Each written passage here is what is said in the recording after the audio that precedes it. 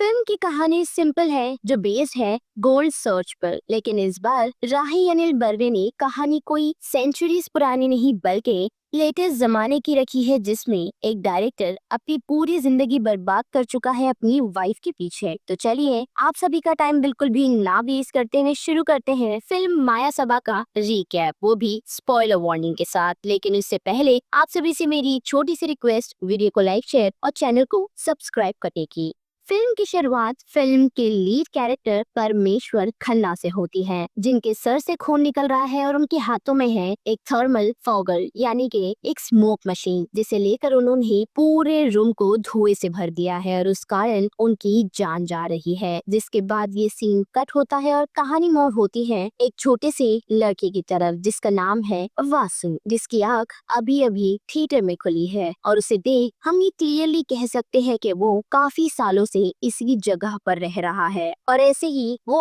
आम से जिंदगी अपनी काटता है। लेकिन एक रोज उसकी मुलाकात होती है राव राणा नाम के एक शख्स से, जिसे वो जिम में मिलता है और उन दोनों के बीच थोड़ी सी झड़प हो जाती है। पर फिर भी राव राणा वासु के साथ अच्छा बिहेव कर उसे दोस्ती कर लेता है और साथ ही उसे अपने घर भी नहीं जाता है। लेकिन राव राणा अकेला नहीं है, बल्कि उसकी एक बहन भी है जिसका नाम जीनत है, जिसे इस बात का पता चलता है घर लौटते ही कि उसके भाई ने किसी को घर लाया था, जिस वजह से सभी लोग परेशान हैं। जिसके बाद कहानी मूव हो जाती है वासु और राव राणा की तरफ, जिसे वासु ने एक ऐसी जगह ले गया है जो दिखने में खंडर है, लेकिन अंदर जाते जाते वो राव राणा को ब्रीफिंग देता हुआ जाता है। लेकिन अंदर घुसते ही उन लोगों को काफी सारा स्मोक मिलता है, जिसके जवाब में वासु से बताता है कि परमेश्वर मच्छरों को भगाने के लिए स्मोक मशीन का इस्तेमाल करता है, जिस वजह से यहाँ इतना स्मोक है। लेकिन वासु ने राव राणा को जिस जगह लाया है वो जगह परमेश्वर खन्ना की है, जो उसके फादर भी है। साथ ही परमेश्वर खन्ना कोई छोटा मोटा इंसान नहीं बल्कि एक फिल्म प्रोड्यूसर था, जो कि काफी बिग शॉट था। लेकिन इतना ही नहीं बल्कि उसे उस फिल्म मेकिंग के काफी सारे अवार्ड्स भी मिल चुके हैं, जो वासु राव राणा को दिखाता भी है और वो उसी घर में मौजूद है जिस घर में फिलहाल वो दोनों खड़े हैं। साथ ही घर की सारी चीजें एक्सपेंसिव भी है, लेकिन अभी उसका कोई भी मतलब नहीं। पर शॉकिंग चीज हम देखते हैं कि घर के अंदर ही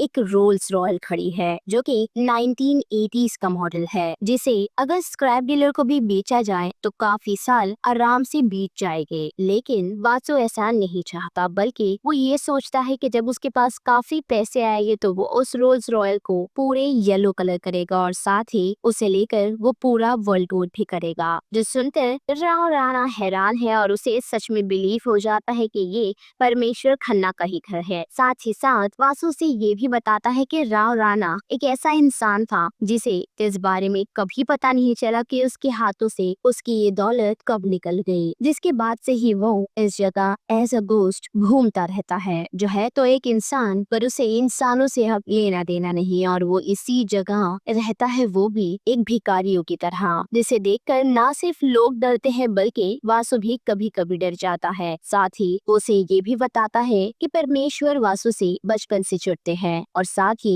उससे नफरत भी करते हैं, जिसका रीजन उसे भी नहीं पता। लेकिन उसी के साथ वो राव राणा को यहाँ से सीधा थिएटर ले जाता है, जो फिलहाल बंजर पड़ा है, और साथ ही एक स्टोरी भी बताता है कि उसकी मॉम के सोहराब के साथ भाग जाने के बाद इस जगह तो राव राणा ने खरीदा था और हर रोज अपनी जुहू पर बंगले से लैम्बोर्गिनी लेकर निकल वो इसी जगह आता था और घंटों बैठ उसकी मॉम की फिल्म को देखकर रोता रहता था। लेकिन हद तो तब हो गई कि उसने एक बार खुद को 3 महीनों तक इसी थिएटर में बंद रखा। जिसके साथ साथ वासु ये भी बताता है कि जब उसकी मॉम उसके फादर को छोड़कर गई तो उसके पास जो भी था उसके बैंक में उसने अपने साथ सब कुछ ले गई और कुछ ऐसी चीजें भी जिसे वो लोग कोर्ट में प्रूव नहीं कर सकते थे, और इसी वजह से उसकी मॉम बच गई। लेकिन इतना ही नहीं बल्कि लोग ये भी कहते थे कि परमेश्वर के पास 40 किलो तक सोना है, जो उसने उसके समय में किसी से खरीदा था, पर वो सोना आज तक किसी को मिला नहीं, जो कि अनडॉक्यूमेंट था और रातों रात वो कहीं गायब हो गया, जिसे आज तक किसी ने नहीं देखा। पर इंटरेस्टिंग बात ये है कि सभी लोग ये भी कहते हैं कि परमेश्वर ने उस सोने को और कहीं नहीं बल्कि इसी थिएटर में छुपा कर रखा है और वो भूल गया है इतने सालों से कि वो सोना कहाँ है। जिसके बाद वो उसे अपने रूम में ले जाता है जिसे उसने खुद बनाया है, जहाँ दीवारों पर उसे हर जगह स्टिकर्स नजर आते हैं। और फिर राव राणा जैसे ही वॉशरूम यूज करने के लिए निकलता है तो हम देख पाते हैं कि पीछे से और कोई नहीं परमेश्वर उसे देख लेता है, जिसके हाथ में स्मोक मशीन है और वो उसे धीरे से नीचे रख राव राणा पर अटैक कर देता है, जिस कारण वो बेहोश हो जाता है। और वासु परमेश्वर को बताता है कि राव राणा उसका दोस्त है, जिसके लिए परमेश्वर उससे माफी मांगता है और वासु को चिल्लाता भी है कि अगर उसने किसी को घर बुलाया है तो एटलीस्ट उस बारे में वो परमेश्वर को भी बताए, जिससे मिसअंडरस्टैंडिंग ना हो, क्योंकि उसे देख परमेश्वर डर गया था, जिस कारण उसका रिएक्शन कुछ इस तरह निकला। लेकिन इतना ही नहीं बल्कि हम देख पाते हैं कि परमेश्वर टाइम टाइम पर अपना टेम्पर खो देता है, जिस वजह से वासु उससे काफी डरता है। और ऐसी ही एक चीज हम देख पाते हैं कि वो राव राणा को कहता है कि उसने फ्लश नहीं किया, लेकिन वो ये बात भूल जाता है कि उसने उसी वक्त उस पर हमला किया था जिस वक्त वो वॉशरूम यूज कर रहा था, जिस कारण वो शांत होकर वहाँ से चला जाता है। और फिर कुछ दिनों बाद हम देख पाते हैं कि राव राणा किसी चीज का कैलकुलेशन लगाते हुए काफी खुश नजर आ रहा है और साथ ही जीनत भी खंडरों को विजिट करती है। लेकिन एक दिन हम देख पाते हैं कि वासु जो काफी ही खुश है और वो चीज परमेश्वर भी नोटिस कर पाता है। और जैसे ही वो किचन में पहुंचता है तो वासु उसे बताता है कि उसने घर में पार्टी रखी है और उसने कुछ दोस्तों को भी बुलाया है, जो सुन परमेश्वर हैरान होता है और वासु से क्लेरिफाई करता है कि उसने राव राणा और उसकी बहन जीनत को बुलाया है, जो सुनकर परमेश्वर खुश है और साथ ही वासु को अच्छे कपड़े देता है पहनने को, ये कहते हुए कि पार्टी में वो जरा ढंग से जाए। और फिर क्या हम देख पाते हैं कि जीनत और राव राणा दोनों आ पहुँचते हैं, जहाँ वासु एक्साइटमेंट में उन लोगों को पूरा घर दिखा रहा होता है। और साथ ही जैसे ही वो लोग किचन में खड़े होते हैं तो राव राणा अपना हुलिया सुधार कोट वगैरह पहन उन लोगों के पास पहुँचता है और कहता है कि वो लोग उसे ज्वाइन करे, जिसके बाद वो सभी एक साथ बैठकर डिनर करते हैं। और तभी ही शुरू होती है असली बातचीत, जहाँ हम देख पाते हैं कि जीनत परमेश्वर से उनके पास्ट और इन सारी चीजों की इंफॉर्मेशन लेना चाहती है कि एक्चुअल में उनके साथ हुआ क्या था, क्योंकि उनकी कुछ इंफॉर्मेशन के बारे में जीनत ने इंटरनेट पर पढ़ा था, जो सुनकर परमेश्वर हैरान है और उसे कहता है कि वो और चीजें उससे जानना चाहता है। और बातचीत में वो उसे कहती है कि उसे पता है कि उसका निकनेम कक्कड़ है, जिसके बारे में उसने मिस ठाकुर के कॉलम में पढ़ा था, जो सुनकर परमेश्वर चिढ़ जाता है, क्योंकि वो कक्कड़ नहीं बल्कि कॉकरोच था, यानी कि एक हस्बैंड की वाइफ दूसरे मर्दों के साथ संबंध रखती है, जिससे वो काफी चिढ़ जाता है क्योंकि वो वर्ड डिसऑनर्ड थे। पर फिर वो खुद को शांत करता है और उन दोनों को बिठाकर सारी चीजें फिर से जानना शुरू करता है कि एक्चुअल में वो लोग उसके बारे में क्या जानते हैं। तो जीनत सच सच कहती है कि उन्हें पता है कि जयमाला का शादी से पहले अफेयर था, जो कि सोहराब के साथ था, और ये सारी चीजें जानते हुए भी परमेश्वर ने फिर भी उससे शादी की, जिसके जवाब में परमेश्वर बताता है कि हाँ ये सच है, क्योंकि जयमाला एक कंडीशन पर राजी हुई थी, जो कंडीशन यही थी जिसके लिए उन तीनों ने अग्री किया था, और साथ ही ये भी कि ये सारी बातें इन तीनों के अलावा किसी और को पता ना चले। और फिर क्या, जैसे ही उन लोगों की शादी हुई तो परमेश्वर ने 3 मेजर फिल्म बनाई, वो भी सिर्फ 2 साल में, जहां परमेश्वर का प्लान था कि वो तीनों फिल्म फ्लॉप होनी चाहिए, लेकिन ऐसा हुआ नहीं, बल्कि वो तीनों फिल्म सुपर हिट गई, जिस वजह से सोहराब एक चमकता सितारा बन गया, वो भी जयमाला के साथ। जबकि परमेश्वर का प्लान था उस फिल्म को फ्लॉप करवाना, पर सारी चीजें उल्टी हो गई, क्योंकि उस कारण सब कुछ बिगड़ गया। और उसकी वाइफ ने काफी बार इंटरव्यूज में ये भी कहा है कि उसका हस्बैंड इम्पोर्टेंट है, यानी कि he is not a man and she never slept with her husband. और साथ ही सोहराब ने भी उसका साथ दिया, ये कहते हुए कि परमेश्वर ने उसे कुछ पैसे ऑफर किए थे ये सारी चीजें खुद तक रखने के लिए, जबकि सोहराब खुद इंटरेस्टेड था मेंस में, और उसके कई संबंध लड़कों के साथ भी रह चुके थे, जो चीज उन लोगों ने कभी कही नहीं। साथ ही उसका प्यार जीनत के लिए सच्चा था, जिस वजह से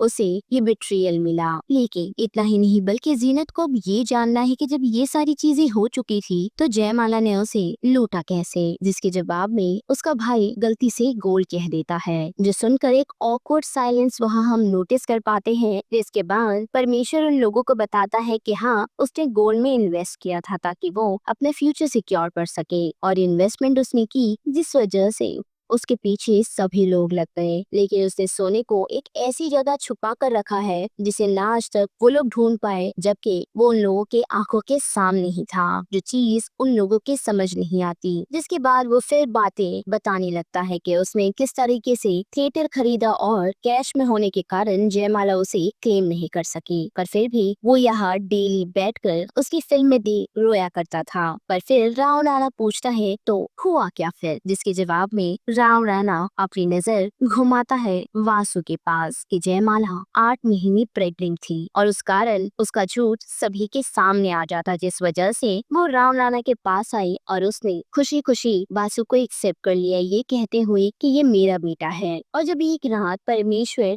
मलेरिया से जूझ रहा था तो उसी रात जयमाला ने उसे हक किया और जोर जोर से वो रोने लग गई। जिसे कंसोल करने की कोशिश वो करते रहे, लेकिन वो किचन में दौड़ नाइफ को उठाकर खुद के स्टमक पर पॉइंट करने लगी कि वो ये सब कुछ खत्म कर देगी। और वो मेलोड्रामा तब तक खत्म नहीं हुआ जब तक परमेश्वर ने सारे पेपर्स पर साइन नहीं कर दिया, और अपने प्यार के चलते परमेश्वर उसे मना भी नहीं कर पाया, और इसी तरीके से जयमाला ने उससे उसका सब कुछ छीन लिया। जिसके साथ साथ इनकम टैक्स वाले भी उसके घर पर रेड मारने के लिए पहुंचे थे, वो भी मेटल डिटेक्टर के साथ, जिन्होंने पूरे घर और साथ ही थिएटर को उलट पुलट कर दिया था। पर अनफॉर्चुनेटली उन्हें गोल्ड का एक टुकड़ा तक नहीं मिला। पर फिर भी लोगों ने भरोसा नहीं किया और आए दिन चोर उसके घर पर आते जाते रहते थे, कभी नाइफ के साथ तो कभी गन तो कभी स्माइल का मुखौटा पहनते हुए, ताकि राव राणा उन लोगों को सोने की इंफॉर्मेशन दे दे। पर उन लोगों को भी कुछ नहीं मिला। इसके साथ साथ जीनत उसे ये भी कह देती है कि उसने वासु को अकेला बड़ा किया, जो उसके लिए काफी मुश्किल होगा, जो सुनकर फिर से परमेश्वर अपना टेम्पर खो देता है और वासु को मारना शुरू करता है, जिस कारण वासु वहाँ से भाग जाता है। जिस मौके का फायदा उठाकर जीनत परमेश्वर को सिंपैथी दिखाने की कोशिश करती है, लेकिन परमेश्वर अच्छे से समझ जाता है कि राव राणा और जीनत यहाँ वासु या फिर परमेश्वर के लिए नहीं आए हैं, बल्कि वो लोग गोल्ड के लिए आए हैं। साथ ही वो उन लोगों को इतना कहकर वहाँ से निकल जाता है कि वो लोग ढूंढ सकते हैं, और फिर वासु को आवाज लगाने लगता है। पर अनफॉर्चुनेटली वासु जीनत को मिल जाता है, जिसे देखकर वासु से बताता है कि जब तक परमेश्वर शांत और गाना गाना शुरू नहीं करता वो यहाँ से बाहर नहीं निकलता। जो सुन जीनत उसे कहती है कि वो फिलहाल थिएटर के बाहर जाकर सो जाए, तब तक वो लोग परमेश्वर को शांत करेगी और उसे सुला देगी, और फिर वो लोग रात भर पार्टी करेगी। जो सुनकर वासु खुश हो जाता है और जीनत की बात सुन वहाँ से निकल जाता है। जिसके बाद जीनत परमेश्वर के पास पहुँच उसे बताती है कि हाँ वो लोग सोना ढूंढ नहीं आई है, लेकिन वासु के कहने पर जो उन लोगों को मिल भी चुका है, और वो लोग इस बात की इन्फॉर्मेशन सिर्फ वासु को दी गई। जो सुनकर परमेश्वर उन लोगों से कहता है कि तो वो लोग सोना लेकर यहाँ से निकल सकते हैं, लेकिन जीनत कहती है कि अगर वो लोग ऐसा करेगी तो परमेश्वर वॉशरूम इस्तेमाल नहीं कर पाएगा। जो सुन परमेश्वर शांत हो जाता है, और फिर जीनत वहाँ से निकल अपने भाई राव राणा को इस बात की इन्फॉर्मेशन देती है कि उसने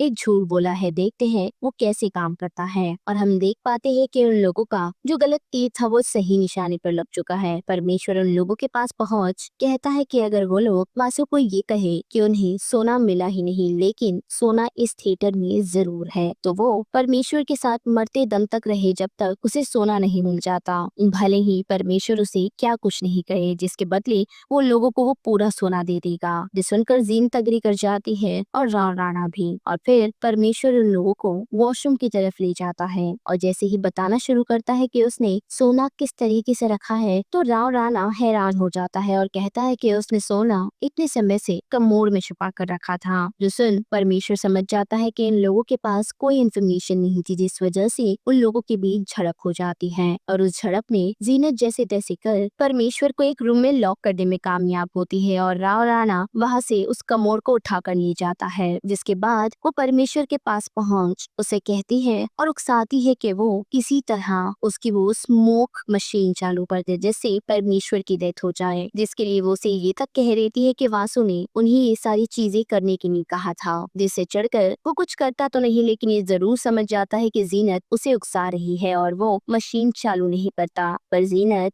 उसे रोकने की कोशिश करती है, वो भी तब जब परमेश्वर दरवाजा तोड़ वहाँ से निकलने ही वाला होता है। पर शांत तब होता है जब जीनत उसे ये कहती है कि एक्चुअली जयमाला और सौरभ जो एक साथ थे इस बारे में परमेश्वर को पता जरूर था, पर वो जयमाला से कभी प्यार नहीं करता था बल्कि उसे सौरभ से प्यार था। और परमेश्वर एक्चुअल में ये है जिसके बारे में जयमाला को भी पता था, और इसी वजह से उसने परमेश्वर को छोड़ने का डिसीजन बनाया और सौरभ के साथ अपनी जिंदगी बिताने का। लेकिन वो हार तब मान गई और सारी चीजें उसने मीडिया में लीक कर दी, वो भी तब जब वो वासु से प्रेग्नेंट हुई, जिसके लिए वो अग्री नहीं कर रही थी। लेकिन परमेश्वर और साथ ही सौरभ उसकी सरोगेट फादर थी, जिस वजह से पैसे के एक्सचेंज में उसने वासु को एक्सेप्ट किया। और वासु से वो प्यार इसीलिए करता है क्योंकि उसे उसमें जयमाला नहीं बल्कि सौरभ नजर आता है। जो सुन परमेश्वर काफी शांत हो चुका है और जीनत उससे कहती है कि वो इस बारे में सभी लोगों को बता देगी, जिससे चढ़कर वो स्मोक मशीन को चालू कर देता है और उस कारण उसकी सांसें रुक जाती है। फिर सारी चीजों को क्लीन कर यानी कि खुद की एविडेंस हटाकर जीनत परमेश्वर को भी क्लीन करती है और उसे बेडरूम में ले जाती है, जहाँ फिर वासु के पास पहुंच उसे कहती है कि बातों ही बातों में परमेश्वर फिर वॉयलेंट हो गया था, जिस वजह से उसे अटैक आया और वो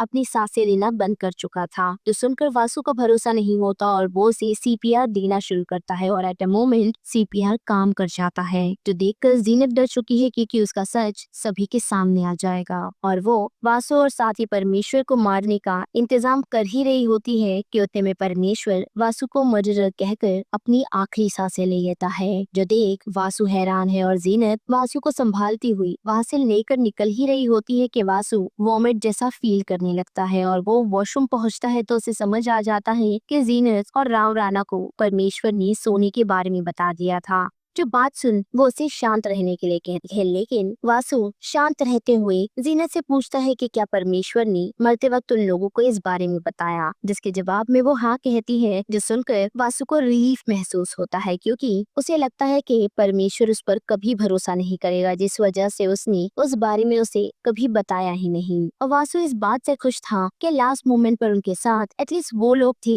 जिन पर वो भरोसा करती थे, क्योंकि उसके लिए गोल मैटर नहीं करता बल्कि ट्रस्ट करता है। जो सुनकर जीनत उसे शांत करती है और पूछती है कि क्या उसे उन लोगों के घर का एड्रेस और नंबर पता है, जिसके जवाब में वासु कहता है कि उसके पास कोई भी इंफॉर्मेशन उन लोगों की नहीं है और उसे एड्रेस भी याद नहीं। जो सुनकर हम नोटिस कर पाते हैं कि जीनत काफी ही खुश हो चुकी है और फिर कहती है कि उन लोगों को यहाँ से जल्द निकलना होगा क्योंकि परमेश्वर एक बड़ी हस्ती रह चुका है, तो पुलिस और मीडिया यहाँ आकर काफी कुछ कर सकते हैं, तो उससे पहले उन लोगों को यहाँ से जल्द निकलना होगा। जो सुनकर वासु परमेश्वर के पौधे उठाता है जो सिर्फ गंदे पानी में सरवाइव करते हैं, तो उन्हें वो दूसरे वॉशरूम में रखने जा ही रहा होता है कि जीनत उसे कहती है कि वो लोग मिलकर सब कुछ ठीक कर लेंगे। जो सुनकर वो शांत हो जाता है और सीधा वॉशरूम की तरफ बढ़ता है, जहाँ वो जैसे ही उस प्लान को रखने वाला होता है तो उसे उस कमोड पर जयमाला और साथ ही सौरभ की फोटो मिलती है, जिसे देखकर उसे एक हिंट मिलता है कि शायद ये कमोड सोने का होगा और वो उसे चेक करने के लिए घसता है और उसका शक सच निकलता है, वो कमोड सच में सोने का था। इस बारे में इंफॉर्मेशन देने के लिए वो जीनत के पास पहुंच ही रहा होता है कि देख पाता है कि जीनत वहाँ से गायब हो चुकी है, यानी कि उसने वासु को धोखा दिया है जबकि वो लोग खुद ही धोखे में हैं और गलत कमोड अपने साथ ले गए। जिसके बाद क्या वो अपने बैग्स को पैक करता है और अपने फादर को फाइनल गुड बाय कहकर उस कमोड को वही छोड़ वहाँ से निकल जाता है। वेल तो बस इस वीडियो में इतना है, जिस बारे में अब आप सभी की क्या राय बनती है उसे लेकर आप मुझे कमेंट सेक्शन में बता सकते हो। साथ ही वीडियो पसंद आई तो वीडियो को लाइक शेयर और चैनल को सब्सक्राइब करना मत भूलिएगा। बाकी मैं मिलूंगी आपसे फिर किसी मूवीज या सीरीज के देखिए आपके साथ।